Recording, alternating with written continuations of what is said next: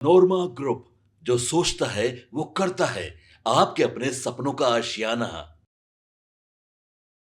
नमस्कार, भारत लाइव देख रहे हैं आप और ये जांच पड़ताल है। देखिए, बिहार की राजनीति में बहुत कुछ हो रहा है। लगातार एनडीए में मीटिंग्स का दौर जारी है। देश भी पाकिस्तान से अब लड़ाई के मूड में आ गया है। जिस तरीके से आधी रात को ऑपरेशन सिंदूर किया है देश ने, इससे पाकिस्तान हिला हुआ है। पहलगांव में हमारे देश के नागरिकों को जिस तरीके से पाकिस्तान द्वारा पोषित आतंकवादियों ने मौत के घाट उतारा, और वो भी धर्म पूछकर, ये निश्चित ही देश में आक्रोश का एक बड़ा कारण बना है। आपने देखा था इससे पहले पुलवामा हमले के बाद देश में एक चुनाव हुआ था। बिहार राज्य के चुनाव में विपक्ष जीरो पर बोल्ड होते होते रहा था। अगर हम कांग्रेस की एक सीट की संगम की छोड़ दें तो बिहार में एक भी सीट राजद नहीं जीत पाई और कांग्रेस को केवल एक सीट मिली थी। ऐसे में अब चर्चा ये शुरू हो गई है कि क्या पुलवामा वाला एक बार फिर से रिजल्ट पहलगांव में रिपीट हो जाएगा। देखिए, जो परिस्थितियां बन रही हैं इस वक्त, उसमें दोनों तरह की राय आ रही हैं। एक तरफ जहां देश भर का विपक्ष मोदी के साथ खड़ा है, हमारे पीएम के साथ खड़ा है, वहीं विपक्ष अपनी राजनीति भी कर रहा है। लेकिन इस पहलगांव वाले हमले के बाद जो ऑपरेशन सिंदूर हुआ है, इससे भाजपा को फायदा कितना होगा, ये चुनाव के वक्त समझ में आएगा और विश्लेषण का विषय है। लेकिन देश में एक और बड़ी घटना हुई है। जातीय गणना पर जिस तरीके से भाजपा मुड़ी है, बैकफुट पर गई है, यहां तक कि इसे इस तरह से कहा जाता है कि उसे विपक्ष ने झुका दिया है। कांग्रेस और राजद, राहुल गांधी और तेजस्वी यादव दोनों ने जिस तरीके से इस मुद्दे को एक बहुत बड़ा राष्ट्रीय मुद्दा बनाया और मोदी समेत भाजपा और संपूर्ण सत्ता पक्ष के सहयोगियों को घेरने का काम किया, इसकी वजह से उन्हें यह फैसला लेना पड़ा। तो क्या 2015 के चुनाव में जिस तरीके से जातीय गणना के जातीय जो आरक्षण है उस पर मोहन भागवत के बयान की वजह से जो नुकसान भाजपा को हुआ था, और इस बार जो बिहार में जातीय गणना हुई है महागठबंधन सरकार की, जिसके हिस्सा नीतीश कुमार भी थे, जिसका क्रेडिट तेजस्वी बार बार लेते हैं, जिसके प्रदत्त आरक्षण को दिलवाने की बात बार बार तेजस्वी करते हैं सरकार बनने पर, तो क्या जातीय गणना की वजह से विपक्ष को फायदा होगा या पहलगांव वाले हमले की वजह से, पहलगांव पर ऑपरेशन सिंदूर की वजह से अब सत्ता पक्ष एक बार फिर से पुलवामा वाले स्टाइल में वापसी करने जा रहा है। देखिए, या तो सत्ता पक्ष को ऑपरेशन सिंदूर का फायदा होगा या जो विपक्ष है उसे जातीय गणना का फायदा होगा। दोनों में से क्या होगा? सरकार इसी आधार पर बिहार में बनने जा रही है। तेजस्वी अगर लीड लेंगे तो वो जातीय गणना के आधार पर ही लेंगे। अगर भाजपा को इस वॉर का, अगर शैडो वॉर का फायदा होता है, रिटेलिएशन का फायदा होता है, तो निश्चित ही चुनाव एक तरफा बिहार का फिर से हो जाएगा। बाबा हमारे साथ मौजूद है, इस विषय पर हम जांच पड़ताल करेंगे, जानने की कोशिश करेंगे कि आखिर जो दावे किए जा रहे हैं, जो विश्लेषण किए जा रहे हैं, उससे इतर बाबा आपको क्या लगता है? क्या जो जातीय गणना है इसका फायदा विपक्ष को मिलने जा रहा है या भाजपा इसका भी फायदा बांट लेगी? और वोट की बात जहां तक है, जिस तरीके से ऑपरेशन सिंदूर हुआ है, इस पर हम चर्चा करेंगे, लेकिन पहले जातीय गणना पर चर्चा कर लेते हैं। जातीय गणना वर्सेस पहलगांव पर जिस तरीके से ऑपरेशन सिंदूर हुआ है, दोनों में किसको आपको आगे बढ़त देख रहे हैं? लेकिन मुझे आपने बड़ा ही ऐसा सवाल खड़ा किया है जिस सवाल को लेकर के बिहार में चुनाव होने हैं, और बिहार का ये चुनावी साल है। आप जानते हैं कि बिहार में एक बार जब भारतीय जनता पार्टी ने जो अग्निवीर योजना लाई थी, उसको लेकर के बिहार में कितना ज्यादा लोगों में रोष था। इसके पीछे का कारण था कि बिहार के लोग सेना में बहुत अधिक संख्या में हैं और हर कोई भी वार होता है तो बिहार के लोग कनेक्ट कर लेते हैं अपने आप को। तो निश्चित रूप से बिहार में चुनाव है तो एक तो सबसे पहले पहलगाम की बात आप कर लीजिए, जिसमें 27-26 लोगों की मृत्यु हुई है और जाति पूछ करके हुई है, तो यहाँ दोनों इसमें कनेक्ट हो जाता है। उसका सेंटिमेंट बदलेगा जी, बिल्कुल बिल्कुल बदलेगा। और यहाँ जाति पूछ करके की गई है ना, तो धर्म पूछ करके, तो बिहार में जातीय जनगणना होने वाली है और वहां धर्म पूछ करके आपको मारा गया है। ये दोनों सेंटीमेंट जो है, और जिस तरह से सेना ने अटैक किया है और बदला लेने की कार्रवाई शुरू हो चुकी है, ऑपरेशन सिंदूर हो गया है। और सबसे बड़ी बात इसमें ये है कि एक नाम जो दिया गया है सिंदूर, ये बहुत ज्यादा कनेक्ट कर रहा है, क्योंकि इसमें सीधा इसको इस तरह से कहूं क्या कि बिहार के चुनाव को देखते हुए इस ऑपरेशन का नाम रखा गया है ऑपरेशन सिंदूर। ये कहा जा सकता है, लेकिन सीधी सी बात क्योंकि आपसे सिंदूर देखिए, पौष महिलाएं सिंदूर बहुत लगाती नहीं है। दिल्ली मुंबई में तो मैंने नहीं देखा है, बहुत कुछ लिमिटेड घरों में ही लगाती, लेकिन बिहार में बिना सिंदूर की कोई महिला नजर नहीं आती। बिल्कुल रमन जी, मैं खुद ही एक सैनिक परिवार से हूँ, आप भी अच्छी तरह से जानते हैं। मैंने भी वार झेले हैं, मेरे पिताजी ने कई वार लड़े हैं, तो कई मेडल उनको मिला है। तो मेरे परिवार जी गोली भी खाई है। मेरे पिताजी जब सेना में थे तो वो ऐसी ऐसी बातें बताते थे, जिस तरह की बातें बताते थे, वो रोंगटे कांप हो जाते थे, लेकिन फर्क भी होता था कि हमारे परिवार का कोई ऐसा है। तो ऐसी स्थिति में आप समझ सकते हैं कई कि चुनावी इसका फायदा होता है क्या इस सेंटिमेंट का? बिल्कुल होता है ना मुझे, बिल्कुल होना है। आप सीधी तौर बार बार विपक्ष कह रहा था कि मोदी हमला नहीं करेंगे, मोदी कुछ करेंगे नहीं। अब मोदी ने किया है, एक्शन लिया है, और एक्शन बहुत मजबूत है, क्योंकि पाकिस्तान खुद ही सबूत दे रहा है। उन सारे हमलों का जो 9 ठिकानों पर हुए हैं, जैश और बाकी जो आउटफिट टेररिस्ट, उन्होंने खुद ही वीडियो जारी किए हैं। बेचैनी तो पाकिस्तान में जबरदस्त है। इसका फायदा क्या, मतलब फिर कहूंगा कि पुलवामा के बाद जो हुआ था सर्जिकल स्ट्राइक, उसका फायदा तो हुआ था, लेकिन क्या बार बार ये काट के हांडी चढ़ेगी? क्या इस बार भी लोग यही देखेंगे कि नहीं, हमारे ऊपर हमला हुआ और मोदी जी ने उसका जवाब दे दिया, तो हमको मोदी को वोट कर देना चाहिए बिहार में? इसका एक और बड़ा पॉइंट है मुझे कि ये जो हमला हुआ 22 तारीख को और 24 तारीख को प्रधानमंत्री नरेंद्र मोदी ने बिहार की धरती से ही अनाउंसमेंट किया था, इसका भी बहुत बड़ा इम्पैक्ट। यहीं से बदला लेने की बात की और बदला फिर लिया। जी बिल्कुल, और उन्होंने कहा था कि कल्पना से भी परे होकर के हम बदला लेंगे, जो सोच नहीं सकते उससे ज्यादा हम करेंगे। और पाकिस्तान की जो वर्तमान स्थिति है उसको देख करके निश्चित रूप से इंडियन लोग, कल ही आप ब्लैकआउट के समय में, जैसा कि आपने भी खबर की और देखा आपने कि ब्लैकआउट में पूरा देश जो है, एक तरह समझिए 244 जगहों पर ब्लैकआउट की घोषणा की गई थी, और आगे इसको और कंटिन्यू किया जाएगा। उसका इम्पैक्ट ये भी कहीं ना कहीं एक तरीका है लोगों को इन्वॉल्व करने का। वॉर में तो आप जाके लड़ नहीं सकते, तो आप में ही सेंटिमेंट जगा दिए, जैसे कि कोरोना के टाइम में जो लगातार जो ध्वनि किया जा रहा था, जिसके चलते सभी लोग इन्वॉल्व हुए। तो ये वही तरीका है, मतलब मोदी का एक स्ट्रैटेजी है कि घर घर कैसे पहुंचना है। जी निश्चित रूप से आपको पता है कि 2 तरीके अपनाए गए हैं। आप देखे होंगे कि इधर जब से ये वार की बात हुई है, जब से इस तरह की बातें हुई है, हमले की बात हुई है, बदला लेने की बात हुई है, तब से बिहार में आप देखे होंगे कि लगातार नीतीश कुमार की मीटिंग्स जारी है। पिछले 4 दिनों से लगातार नीतीश कुमार मीटिंग कर रहे हैं। पहले उन्होंने जदयू की मीटिंग की, उसमें उन्होंने एक टारगेट सेट किया कि जदयू को सबसे बड़ी पार्टी बनाना है। उसके लिए ललन सिंह और संजय झा को उन्होंने टारगेट दिया। अब आप समझिए कि ललन सिंह और संजय झा को टारगेट देने के पीछे का कारण आप समझ ही सकते हैं कि क्या है, क्योंकि उनका संबंध जो है आज के डेट में कहा जाता है कि भारतीय जनता पार्टी से और नरेंद्र मोदी से बहुत नजदीकी है, ब्रिज है, ये ब्रिज बन गया है। बिल्कुल। दूसरी तरफ आप देखिए कि उन्होंने फिर उसके बाद तुरंत बुलाया बीजेपी के शीर्ष नेताओं को, उनके साथ बैठक की। केंद्र सरकार ने भी कई लोगों को भेजा था, जो इनके साथ उनकी मीटिंग हुई, और उस सेंटीमेंट को बनाने की कोशिश की गई, जिसमें वॉर के साथ साथ हम जातीय जनगणना को भी लेकर, और जातीय जनगणना के आइकॉन के रूप में अगर किसी को देखते हैं आप, तो वो नीतीश कुमार है। क्योंकि नीतीश कुमार ने पूरे देश में जातीय जनगणना जिस तरह से कराई और जितना जल्दी करा करके उसका रिपोर्ट पब्लिश कराया, उसके बाद से नीतीश कुमार की स्थिति आप समझ ही सकते हैं।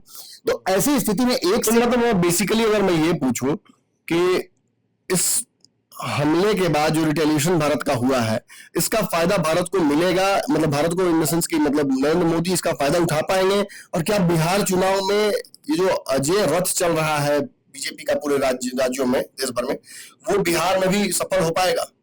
नमन जी, ये जो आप बात बता रहे हैं, ये तो सबको पता है कि जो ओपन चीजें हैं, लेकिन इंटरनल जो बातें चल रही हैं और रणनीति बनाई गई है, मैं उसकी एक छोटी सी झलक आपको दिखा दूं कि भारतीय जनता पार्टी ने अपने कोर टीम के लोगों को, और खास करके जो ऐसे मामलों के जानकार हैं, प्रवासी लोगों के जानकार जो हैं, उसके लिए हर राज्य के लिए अपने प्रतिनिधि नियुक्त किए हैं, और उस राज्य में जाकर के वहां जो प्रवासी बिहारी हैं उनसे डायरेक्ट मिला जाएगा, उनका आंकड़ा लिया जाएगा, और 3 करोड़ ऐसे लोग हैं जिनको बिहार लाने की कोशिश चल रही है। यानी भारतीय जनता पार्टी का ये तो बिहार, तो अलग रणनीति पर बात हम लोग कर रहे हैं। मैं जानना चाह रहा हूँ कि क्या जो ये रिटेलिएशन ऑपरेशन सिंदूर हुआ है, ये प्रॉपरली कनेक्ट करेगा, मतलब आप मान रहे हैं कि बिहार में इसका असर पड़ेगा? निश्चित रूप से। आप गांधी मैदान में जाकर देखिए ना, कितने बच्चे तैयारी कर रहे हैं सेना में जाने के लिए। तो ये सेंटीमेंट तो निश्चित रूप से हर वो बिहारी के पास है, और ये गुस्सा चुनाव तक रहेगा। निश्चित रूप से हर बिहारी के घर में एक सेना में कोई है। शायद विपक्ष भी इसीलिए फूक फूक के कदम रख रहा है। पिछली बार विपक्ष सबूत मांग रहा था,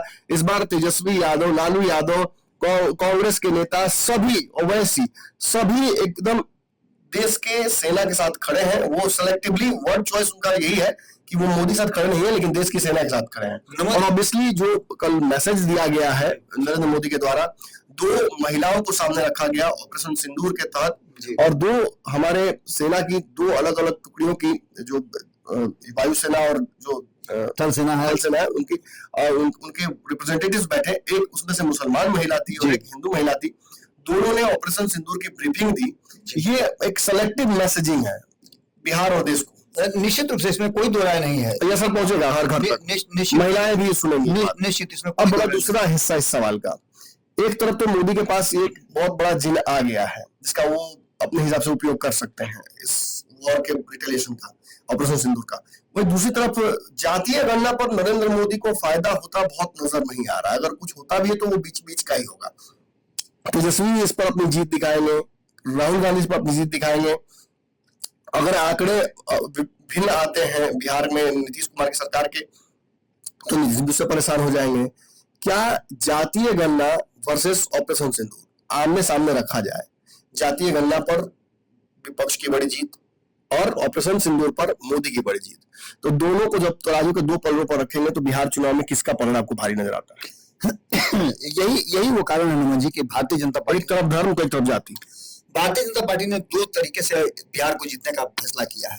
पहला ये जो आप बता रहे हैं कि ये जो वार हुआ है और जो सेंटिमेंट लोगों का जोड़ा गया है ये है। दूसरी, जातीय जनगणना का आइकॉन व्यक्ति जो है वो नीतीश कुमार भारतीय जनता पार्टी के पास है, यानी एनडीए के पास पोस्टर बॉय बना दिया गया, पोस्टर बॉय बना दिया गया है। तो ऐसी स्थिति में आप समझ सकते हैं कि विपक्ष, चलिए कहा जाता है कि नीतीश इसीलिए जरूरी नहीं, जातीय गणना पर तेजस्वी अगर लेंगे क्रेडिट तो नीतीश को 50% तो मिलेगा। अगर बुरी स्थिति में रहा तो जातीय गणना 30% भी श्रेय नीतीश लेंगे। ये बात सरकार मेरी थी, मैं मुख्यमंत्री था, ये बात विपक्ष समझ गया था। इसीलिए आपने देखा होगा कि जैसे ही ये जातीय जनगणना वाला मामला सामने आया तो सबसे पहले जश्न किसने मनाया, सबसे पहले मिठाई किसने बांटी। अपनी मीटिंग छोड़ करके पत्रकारों से उस दिन मिल रहे थे तेजस्वी यादव, वो पत्रकारों से मिलने का कार्यक्रम रखा गया था और पत्रकारों से आधे घंटे की छुट्टी लेकर के वो अंदर जाकर के मीटिंग करते हैं और पटाखा फोड़ करके मिठाई बांट करके और ये जश्न मनाना शुरू करते हैं। लेकिन बिहार के लोग तो ये मानेंगे ना कि नीतीश की सरकार में हुआ, चाहे रोजगार की बात हो या जातीय गणना की बात हो, इस पर तो श्रेय आधा आधा ना होगा। आधा क्या मतलब, मुख्यमंत्री नीतीश से तो ज्यादा उनको मिलना चाहिए इसका रेट। निश्चित रूप से, इसीलिए तो नीतीश कुमार को आप देख रहे हैं। आप एक बात समझिए ना कि भाजपा इसलिए नीतीश कुमार को लेकर घूम रही है। निश्चित, हमारे यहाँ कहा जाता है कि शादी ब्याह में एक बुजुर्ग को जरूर लेकर के जाया जाता है, उनको झोला में कस के भी लेके जाइए, लेकिन लेके जाइए जरूर, अगर चलने की स्थिति में नहीं हो। नीतीश कुमार वही है, बिहार के लोगों के सेंटीमेंट में नीतीश कुमार है और नीतीश कुमार को देख करके एक बात तो एहसास होता है कि नीतीश कुमार है तो किसी तरह का कोई गड़बड़ नहीं होगा। और एक सबसे बड़ी बात, क्या आप इधर प्रचार एक नया देख रहे होंगे कि 2005 से पहले कैसा बिहार था। हाँ, तो मीटिंग्स में भी तो निश्चित रूप से ये दोनों ही बातें, एक जातीय जनगणना का श्रेय नीतीश कुमार लेना चाहेंगे क्योंकि अति पिछड़ा समाज 36% जो आया है उसका सेंटीमेंट जगह है, जिसमें आपने देखा होगा आईपी गुप्ता से लेकर के जो बड़े बड़े छत्र जातियों के पैदा हुए हैं, चंद्रवंशी समाज के मुकेश सहनी है, चंद्रवंशी समाज से विद्यापति चंद्रवंशी है, इस तरह से जितने भी नेता है, दांगी समाज से हैं, नाई समाज से हैं, पृथ्वी माली हैं, ये सभी लोग जो आगे आ रहे हैं, इसके पीछे का कारण क्या है? ये सब नीतीश कुमार के वोटर हैं। और नीतीश कुमार को सीधा, आपने आईपी गुप्ता से सुना है क्या कि मैं जा रहा हूँ एनडीए में? उन्होंने सीधा कहा है कि मेरे साथ जो खड़ा है हम उसके साथ खड़े हैं। उन्होंने तो मेरे साथ धोखा किया है, वो नीतीश और मोदी को टारगेट कर रहे हैं जी। तो ऐसी स्थिति में आप समझ, दरवाजे भी खुले रखे हुए हैं। दरवाजे तो खुले रखेंगे, वो तो बट नेचुरल है कि उनको आरक्षण जो देगा उसको आरक्षण कौन देगा? आरक्षण विपक्ष तो दे नहीं सकता है, जब भी देगी तो सरकार देगी, तो एक पॉइंट तो उनको खुला रखना ही पड़ेगा। लेकिन इन सारी परिस्थितियों को अगर देख लीजिए तो नीतीश कुमार उन 14% गैर यादवों को अपने पक्ष में कर लेते हैं और करते आए हैं अब तक, और उसके बाद 36% जो ईबीसी है उसको ले रहे हैं। तो सीधी तौर पे आप एक बात कह सकते हैं कि दोनों ही फैक्टर जो है, एक जो पहलगाम अटैक हुआ उसके विरोध में जो भारत ने कार्रवाई की, और दूसरा जातीय जनगणना, ये दोनों के पोस्टर बॉय एनडीए के पास है। एनडीए के पास है, निश्चित अपर हैंड इसमें भी बिल्कुल इसमें कोई। देखिए दर्शकों, हमने आपको दोनों कंपैरेटिव एनालिसिस बताया, ये बहुत महत्वपूर्ण विश्लेषण है, इसे शेयर भी कीजिएगा, ज्यादातर लोगों तक पहुंचाइए, क्योंकि इस वॉर के बाद और रिटेलिएशन के बाद और जिस तरीके से विपक्ष हावी है जातीय गणना पर, एक ऐसी स्थिति उत्पन्न हो गई थी जिसमें कंफ्यूजन हो रहा था। पूरे बिहार के, देश भर के विश्लेषक अपने हिसाब से अपना ही कहानी गढ़ रहे हैं। ऐसे में खुले विचार और खुले मन से एक विश्लेषण हमने किया है। दोनों बातों को कंपेयर करते हुए निश्चित ही इस बात को इग्नोर नहीं किया जा सकता है कि जातीय गणना का फायदा विपक्ष को मिलेगा। इस बात को भी कंप्लीटली नकारा नहीं जा सकता है कि जिस तरह से पहलगाम में, पुलवामा में हुआ था और उसके बाद जो सर्जिकल स्ट्राइक हुआ था, उसी तरह से ऑपरेशन सिंदूर हुआ है, तो इसका फायदा भी सत्ता पक्ष और मोदी को होना तय है। आपके सपनों को हमने सजाया है। ई होम्स पैनोरामा को हमने बनाया है। ई होम्स मेरा एक सपना था जिस पे मैं पिछले 4 साल से काम कर रहा था। हमने जो बनाया है वो सबने है माना। ई होम्स पैनोरामा में हो आपका भी आशियाना। और फाइनली हमने 2021 में इस प्रोजेक्ट को लॉन्च किया। बहुत लोग अप्रिशिएट कर रहे हैं कि पूर्णिया जैसे शहर में, बिहार के, एक तो बिहार की बात करें उसमें भी पूर्णिया जैसे छोटे जगह में इस तरह का लाइफस्टाइल देना, ये सुन के हम लोगों को बहुत अच्छा लगता है। ई होम्स में हमने कुछ और भी किया है, जैसे हम जिस जगह में रह रहे हैं हमारे फैमिली सिक्योर हो, उनको सिक्योरिटी का ध्यान में रखा है। आपकी सुविधा और सुरक्षा आपके लिए खास है, ये आपका विश्वास है। इसमें आर्टिफिशियल इंटेलिजेंस का 7 लेयर सिक्योरिटी का हमने इस्तेमाल किया है। लस ग्रीन कैंपस को बनाया है। यदि हमारा बाउंड्री वाल है तो वो वर्टिकल गार्डन है। ये जितनी भी फैसिलिटी होता है एक इंटरनेशनल टाउनशिप में ई होम्स है, ये हम लोग विश्वास नहीं कर पा रहे हैं। जो भी हमारे मित्र दोस्त या जो भी हमारे बाहर के बाहर आते हैं तो हम लोगों को बहुत अच्छा सुनने को मिलता है और बहुत अच्छा क्रेडिट मिल रहा है। वो सारा हमने सिर्फ एक बिल्डिंग नहीं बनाया, हमने एक बहुत अच्छा लाइफस्टाइल दिया ई होम्स में, और मेरा एक सपना था जिसको मैं आज फुलफिल होते हुए देख पा रहा हूँ। ये आपका आवास है। ई होम्स पैनोरामा में अब आपका निवास है। E Homes Panorama, luxurious lifestyle redefined. Panorama group, जो सोचता है वो करता है। अगर ये वीडियो पसंद आई और वह बिहार के राजनीति और बिहारियत से सरोकार रखेनी तो सब्सक्राइब बटन दबा के चैनल के सब्सक्राइब कर ली। ओजे एगो घंटी बा, ओकरा बटन दबा देला से कुल सटीक और मारक खबर रुआ मुफ्त में मिल जाई। अगर रुआ पत्रकारिता के हमनी के नया प्रयोग में सहयोग कर चाहतानी तो ज्वाइन बटन दबा दी।